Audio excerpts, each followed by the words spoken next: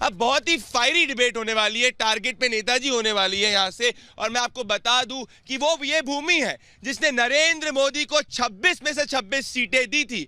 इस बार कांग्रेस ये अरमान लगा रही है कि यहां से उसको सीटें मिलेगी। हार्दिक पटेल जी तो यही सोच रहे हैं, जो कांग्रेस के यहां पे सबसे बड़े स्टार माने जा रहे हैं। और भारतीय जनता पार्टी यहां पे कह रही है कि 26 में से 26 लाएंगी। आज ही प्रधानमंत्री नरेंद्र मोदी जी अमरेली के अंदर सभा कर रहे हैं।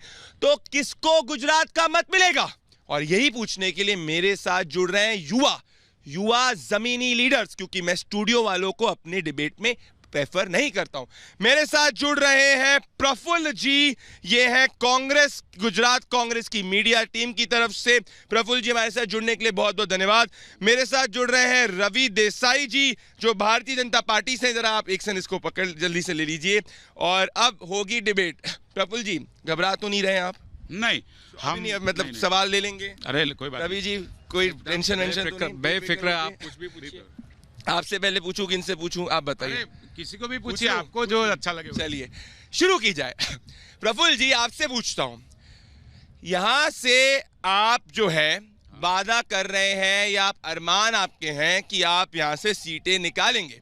आपके पिछली बार के पोस्टर बॉय हार्दिक पटेल जी, जिनको आपने पीछे से सपोर्ट किया था गुजरात असेंबली चुनाव के अंदर, वो मेहसाना तक की सीटों में पाटीदार आंदोलन के सबसे ज्यादा टॉप पॉइंट पे भी सीट नहीं जीत पाए। तो ये ख्याली पुलाव पका रहे हैं कि कुछ दम है? अल्पेश ठाकुर आपके भाग जाते हैं, किसी को आप पकड़ पाते नहीं हैं, तो कैसे आप इनको हराएंगे? देखिए, आपने बोले कि ये अल्पेश ठाकुर भाग जाते हैं, वो हार्दिक जी को पीछे से हम सपोर्ट कर रहे हैं। हम पहले ये बोलेंगे कि शत्रुघ्न सिन्हा जो है वो क्यों भाग गए, वो भी उनको जवाब देना चाहिए, क्योंकि वो तो शत्रुघ्न सिन्हा के बल पे आपको लग रहा है कि गुजरात के आप जीत पाएंगे? शत्रुघ्न सिन्हा के, आज आपने मुझे गुजरात की डिबेट में शत्रुघ्न सिन्हा जी को कोट किया है, उनका कुछ फैक्टर भी है गुजरात में? हाँ, गुजरात में है, क्योंकि नरेंद्र मोदी जो है ना, वो गुजरात के अंदर पटेलों का सबसे पहले वोट लिया। 2001 में उनकी सरकार बनी, पहली बार। वो सिन्हा पटेल है? कौन? शत्रुघ्न सिन्हा पटेल नहीं है। आप बात घुमा फिरा के मत कीजिए, मैं बात बोलूं वो बोलने दीजिए, या तो फिर आप बंद कीजिए इसको। आप जो भी सवाल बोलिए ना, आप सरकार की ओर इमोशनल मत हो जाइए, बोलिए। नहीं, इमोशनल नहीं, जो बात बोलनी पड़ती है वो बोलनी पड़ती है। नरेंद्र मोदी ने झूठ बोला कि भाई हम जितने भी लोग हैं उन सबको हम अनामत दे देंगे। अनामत का जो उन्होंने 10% अभी लाए ना, वो हार्दिक आंदोलन नहीं करता, तो नरेंद्र मोदी उनकी 70 पीढ़ी तक वो अनामत नहीं देते। नरेंद्र मोदी ये जो बिन अनामत वाले लोग हैं, उनमें जो आर्थिक पिछड़े, उनके लिए ईबीसी लाने की बात कर रहे थे। जब गुजरात सरकार ने ईबीसी विधानसभा में दिया, तब नरेंद्र मोदी ने वो ईबीसी गाजर लटका के दिया था। वो उनको पता था कि राज्यपाल का वो जो खर्चा होता है वो 180 डे में 180 डे में निकल जाता है, वो निकल गया, मगर ओनली मत लेने के लिए दिया था। उसके बाद उसको पता चला कि लोकसभा में वो चला जाएगा, पीएम नहीं रहेंगे नरेंद्र मोदी जी। इसीलिए नरेंद्र मोदी जी ने 10% वो पूरा खर्चा लाके पूरे इंडिया में, मैं आपको बोलूं, एक मिनट सुनिए, मैंने भी घड़ी नहीं, अब सुनिए प्लीज, प्रवचन नहीं है। 40 सेकंड से बोल रहे हैं, प्रवचन नहीं है, मुझे बोलने दीजिए। प्रवचन है तो फ्रेंडली मीडिया में नहीं कट करूंगा, क्योंकि 40 सेकंड से ऊपर का प्रवचन नहीं। सुनिए ना, अरे आप सेकंड, अभी डिबेट अभी खत्म। अरे घबरा क्यों रहे हैं भैया, सेकंड में बोलिए ना, अब इन पे पूछते हो। अरे एक बार रुक तो जाइए, अरे 1 घंटे तक प्रवचन थोड़ी बोलेंगे। चलिए करिए प्रवचन। नरेंद्र मोदी ने 10% ईबीसी लाके पूरे इंडिया में 90 लाख नौकरियों पे ब्रेक मार दिया, यही बोलना था, ये नहीं बोले। पहले बोल दीजिए ना, पहले मेन पॉइंट बोलेंगे नहीं आप।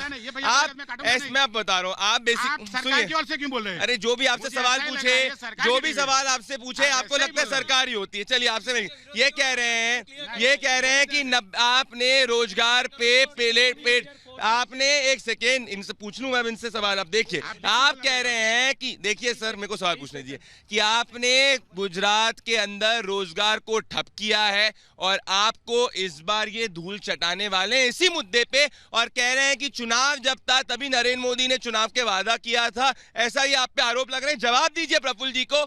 देखो, एक बार स्पष्ट है, यदि ये लोग हमें हिट कर रहे हैं तो मनमोहन की सरकार में गुजरात को उन्होंने ही हमें नंबर 1 रोजगारी के तौर पे हमें राज्य। जवाब दीजिए, मनमोहन सिंह जी ने कहा था, जवाब दीजिए, अब मत बोलना, जवाब दीजिए, घबराइए। मनमोहन सिंह ने बोलिए, मेन पॉइंट बोलूंगा ना, बोलिए। मनमोहन सिंह ने इसीलिए कहा था कि उस टाइम नरेंद्र मोदी ने 2001 से लेकर 2012 तक कोई सीट भरी नहीं थी, वो फिक्स पगार के लिए उन्होंने सब कर्मचारी दिया तो अवार्ड मनमोहन सिंह ने था ना, दिया तो अवार्ड मनमोहन सिंह। वही बोलने देंगे तब बोलूंगा ना सर, ऐसे नहीं होगा कि प्रवचन बोल रहे हैं। प्रवचन नहीं, आप 30 सेकंड भी जवाब नहीं, सुनने के बाद ही बोलना पड़ेगा। अभी तक एक सेकंड प्रफुल्ल जी, बेशक डिबेट से वॉकआउट कर लीजिए, एक सेकंड, बेशक डिबेट से वॉकआउट कर लीजिए, कोई दिक्कत नहीं, पर सुनिए तो मेरी बात सुनिए। अभी तक की जितनी डिबेट में से ना एक सेंटेंस जर बोला है आपने, पूरा बोला है डिबेट में, मैंने आपको पहले ही बोला था, तो बस, तो फिर शांत रहिए। तो अटैक मेरे साथ ये चीज नहीं चलेगी, मेरे साथ ये चीज नहीं चलेगी, रुकिए, तो रुक जाइए, तो आंसर आपको शॉर्ट में दीजिए। हाँ, तो मेरे पे ये अटैक ना करिए, मेरे साथ नहीं चलेगा, बड़ा एक्सपीरियंस। बोल नरेंद्र मोदी को इसीलिए अवार्ड दिया क्योंकि 2001 से लेकर 2012 तक 12 साल नरेंद्र मोदी ने भर्ती नहीं की थी। जीपीएससी की भर्ती कैसे मिला? अवार्ड कैसे मिला? अवार्ड इसीलिए दिया कि भर्ती नहीं की इसलिए। भर्ती नहीं की इसीलिए अवार्ड दिया ना। भर्ती नहीं की, देखो मैं स्पष्ट समझ में नहीं आया मुझे, भर्ती नहीं दी और रोजगार का अवार्ड दे दिया। भाई साहब, कांग्रेस के कार्यकर्ता ही मान रहे हैं कि अवार्ड मिला था, आपके सामने हुआ। मैं ये बोल रहा हूँ, देखो भाई साहब, 8.40 करोड़ इस बार नए मतदाता है, युवा मतदाता है। इनको पता है कि भारत के अंदर हमें मजबूर नहीं, मजबूत सरकार चाहिए। 30 साल अस्थिर सरकार चला के इन लोगों ने जवाब दीजिए, कौन है आपका वो फेस गुजरात में जो नरेंद्र मोदी को काउंटर कर सकता है? जवाब दीजिए, प्रवचन ना दीजिए, जवाब दीजिए, नाम बोलिए। हार्दिक पटेल कौन है? सुनिए मेरी बात पहले, मैं इनकी जो मैटर में उसकी बात कर रहा हूँ। ये बोल रहे अब कांग्रेस के शासन में रोजगार वाला अवार्ड क्यों मिला? मेरी बात सुनिए, RT right to education is basically from the Congress government. जो सरकार होती है उनका पहला जवाब दीजिए। रोजगारी की बात भाई पहले तो सुनिए, राइट टू एजुकेशन कब आया था? मेरी बात सुनिए, कब आया था? अभी इनके पास जवाब ले लीजिए ना, डेट इनके पास पहले जवाब ले लीजिए। डिस्टर्बेंस कर रहे हैं ना। देखिए मेरी बात सुनिए, आपका नेशनल न्यूज होगा, आई डोंट माइंड, लेकिन बीच में बोलने का किसी को नहीं है। मेरा जवाब पहले सुन लीजिए सर, पूरा आप प्लीज बोलिए ना। हाँ बोलिए। RT के दौरान जो कामगिरी अच्छी हुई है उनको प्राइज देने का पहला हक गवर्नमेंट को है। अच्छा काम किया तो गवर्नमेंट ने इनाम दिया, लेकिन RT लाया कौन? कांग्रेस ही लाया ना। मैं बोलूं, पूछूं, डेफिनेटली RT कौन से साल में आई थी? 2005। 2014 का हश्र क्या था? वो आप देख लीजिए। रिजल्ट मैं अपने पूछ रहा हूं, रिजल्ट क्या था? कितनी सीटें गुजरात में आई थी? 0। तो राइट टू एजुकेशन जो आप मुझे 2005 का पार्ट पढ़ा रहे हैं, मैं आपसे सिंपल सवाल पूछ रहा हूं, वो 2005 में ही हो सकता है 2014 में आप सीटें हारे थे। मैं पूछ रहा हूं, अभी इस वक्त नरेंद्र मोदी को काउंटर करने के लिए कौन सा फेस है जो क्या राइट टू एजुकेशन के नाम पे आप सीटें जीतेंगे? किस मुद्दे पे आप गुजरात का चुनाव लड़ रहे हैं? सीधी बात करिए ना। एक ही मुद्दे पे लड़ रहे हैं, गुजरात में बेरोजगारी है। मैं जमीनी बात कर रहा हूं कि गुजरात में 25 लाख बेरोजगार है। नरेंद्र मोदी जी ने जो आगे से नौकरी नहीं दी फिक्स पगार करके, उसमें आज तक 2017 से लेकर 2019 तक 2 साल में भर्ती उन्होंने नहीं किया। इनको जवाब सामने चाहिए। पहले तो मेरे मित्र को पता होना चाहिए कि ये गुजरात का इलेक्शन नहीं है, और दूसरी बात करें कि GPSC जो Gujarat public service commission board है, वो अब रेगुलर हर साल में पिछले कई सालों से जो उनके टाइम में भी वैकेंसी उनका ही आंसर दे रहा हूं। बोलिए, आवाज आ रही नहीं, ऐसे नहीं, वो आप बोल लीजिए, बाद में मैं आपका आंसर देता हूं। इतना घबरा क्यों रहे हैं? मैं ऐसा आदमी नहीं लड़े झगड़े, उनकी भी बात आनी चाहिए, मेरी भी आनी चाहिए। वो पब्लिक में निकले, वो 2001 में एक बार भर्ती हुई थी, 2006 में हुई, 2011 में 3 ही बार भर्ती हुआ। अभी अरे भाई आप सुनिए, ये डिबेट चलिए सुनिए मेरी बात। पूरी इस डिबेट के अंदर में एक सेकंड, पूरी इस डिबेट के अंदर, दादा बुरा मत मानिएगा, पूरी इस डिबेट के अंदर आप 2001, 2002, 2003, 2004, 2005, 2006, 2007 हर उस साल की बात कर रहे हैं, बिना 2019 की। मैं 2019 की बात कर रहा हूं। आप अगर बोलिए कि 2001 की भर्ती के आधार पे आपको 2019 में वोट मिल जाएंगे तो मैं मान जाऊं कि मिल जाएंगे। मैं आपसे वापस से सीधा सवाल पूछ रहा हूं, इनसे मैं पूछूंगा, इनको कॉर्नर करूंगा, घबराइए मत, आप करेंगे। पर मुझे कहने के मुताबिक मुझे बताइए, से पहले कोई सरकारी नहीं मैं किसकी थी? अरे पर आप सुन, आप मेरी बात सुनिए, मुझे बताइए 2019 एग्जैक्टली 2019 में आप क्या आपको जनता डिसाइड करिए क्या सही है? 2019 में आप 2001 2019 में क्या आप 2002 के RT के आधार पे जीतोगे चुनाव? है ना? आप मेरी बात आप जवाब दीजिए। 2019 में क्या 2003 के RT और बेरोजगारी के आधार पे? अभी से आरटी बोले जा रहे हो, मुझे समझ में नहीं आ रहा। बेरोजगार, एक मिनट मुझे आप बताइए मुद्दा क्या 2001 से 14 की बात करो, आगे से क्यों नहीं बात करो? 2019 का करंट मुद्दा। सिचुएशन आप ही नहीं बोल रहे, आपने मेरे को राइट। रोजगार 2019 का एक ही मुद्दा है। देखिए बुरा मत मानिए, टेक्स्ट बुक याद करके नहीं, थोड़ा तथ्यों में बात करिए। 2019 में मुझे बताइए क्या है मुद्दा। 2019 में हम नहीं, बीजेपी वाले ही बोल रहे हैं कि बेरोजगार है।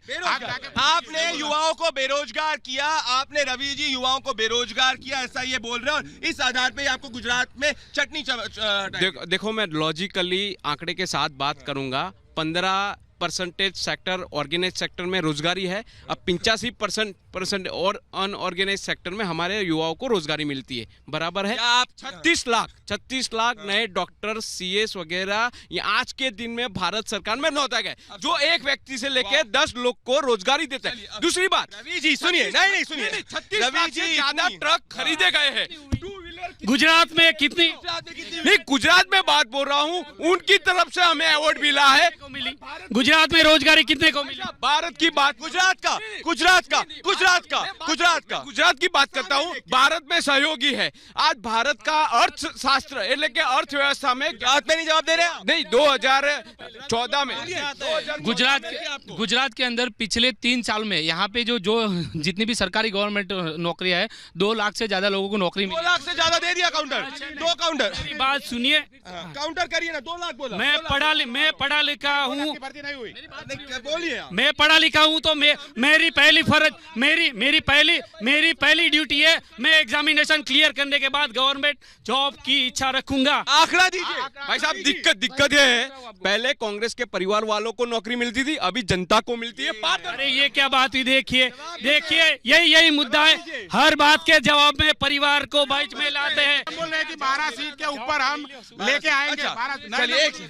26 नहीं ले पाएंगे। 12 सीटें गिनाइए। 12 सीट नाम बोलिए, नाम गिनाइए। 12 सीट आएंगे ना, नाम वो आप कुछ दिन आएंगे। अरे अब आप बोल रहे नाम ही नहीं गिना रहे। गिना रहे, साबरकांठा गिनो, बनासकांठा गिनो, बराबर पाटन गिनो, और वो दूसरे जूनागढ़ गिनो, अमरेली गिनो, बराबर दूसरा बड़ौदा गिनो, सूरत में वलसाड गिनो, नवसारी गिनो, वो पंचमहाल गिनो, बराबर। तुम सब 3 बची है, 3 बची है, 3 और बताइए हम। 3 इलेक्शन आने के बाद बताएंगे। मतलब आप मुझे 12 सीट बोल रहे हो, 12 नहीं गिना रहे हो? नहीं, 12 सर ये 9 सीटें गिना दी। ये 26 मैं क्या बोल रहा हूँ, आप 12 क्या बोल रहा हूँ मैं? हर बार ये कह रहे इलेक्शन के अंदर क्या लेके जाते हैं मुझे ये पता है। आज भारत का युवा सोचा है, देश आजाद होने के पहली बार गांव में सबसे पहले शौचालय पहुंचाया, तो भारतीय जनता पार्टी। शौचालय पे हंस क्यों रहे हैं आप? इन्हें जब बोला आपको मालूम है शौचालय के समस्या नहीं थी क्या? आप जवाब दीजिए। नहीं किया आप बोलिए ना। मैं पहले इनको बोल दीजिए, बाद में पहले इनको बोल दीजिए बाद। आपको मालूम है शौचालय पे कितने कौभांड हो रहे हैं यहाँ पर? आपको मालूम है शौचालय के बारे में कितने कौभांड हो रहे हैं यहाँ पर? देखिए मेरी बात सुनिए, बेसिकली होता है शौचालय एक मिनट, बेस होता है पहले खड्डा, बाद में इंस्ट्रक्शन, उसके ऊपर छत। ठीक है, आप गांव में जाइए, 4 दीवारें बना दी, ऊपर छत लगा दी, और वो भी होती है भाजपा के बैनर वाली छत। ये हो गया आपका शौचालय। अब देखते हैं क्या सोचता है भारत गुजरात की भूमि में। चलिए क्या सोचता है भारत पे।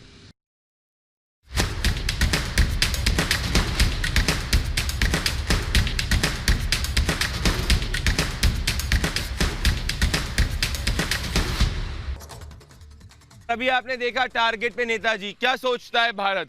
गांधीनगर की सीट एक काफी प्रेस्टिजियस सीट है।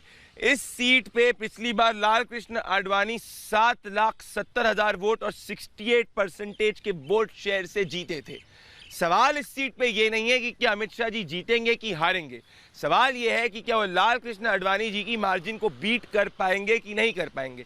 आप समझिए कि नेशनली जब भी भारतीय जनता पार्टी वीक हुई है, इस सीट पे भी वोट शेयर की मार्जिन कम हुई है। 2009 में 51% तक वोट शेयर पहुंच गया था, जीते तो तब भी थे। अब आपको एक और चीज यहाँ पे समझनी है कि यहाँ पे अमित शाह जी का खुद का भी एक वोट आता है, क्योंकि वो एमएलए के जो चुनाव है वो यहीं की विधानसभा से, अहमदाबाद के जो कुछ एरियाज होते हैं वो भी गांधीनगर लोकसभा में आते हैं, वहीं से अमित शाह जी लड़ा करते थे। तो कहीं ना कहीं एक अमित शाह वोट नरेंद्र मोदी वोट पे ऐड हो जाता है। और अगर ऐसा देखा जाए तो 7,70,000 को क्रॉस करने के काफ़ी ज़्यादा चांस है।